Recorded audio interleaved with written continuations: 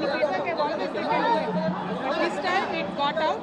I believe it is the handiwork of some of the cowards in the party, and the party should decide how to deal with them. I have not taken anything negative against KCR garu or the party. To strengthen the party and to work for the people of Telangana.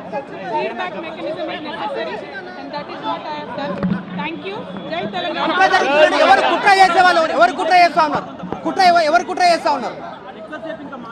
KCR గారు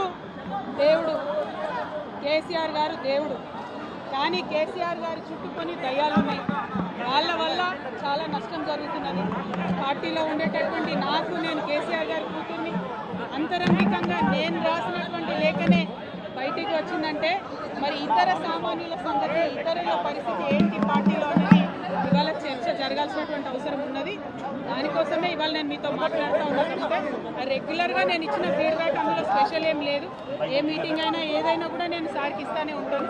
కానీ ఈసారి ప్రత్యేకించి బయటికి రావడం అన్నది నేను బాధాకరంగానే ఉన్నది. అయితే ఈ లేఖ ఈ విషయం అంతా చూసుకొని కాంగ్రెస్ బీజేపీ పార్టీలు బాగా సంబరపడుతున్నట్టున్నాయి.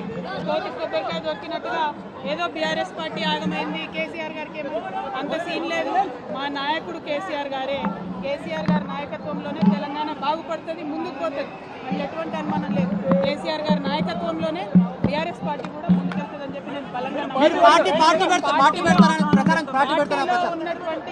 పార్టీలో ఉన్నటువంటి చిన్న చిన్న లోపాలను డిస్కస్ చేసుకొని సవరించుకొని కోవట్లను పక్కకు జరుపుకుంటూ ముందుకు పోతే పార్టీ 10 కాలాల పాటు చల్లగుంటుంది అనేటువంటి నా భావన.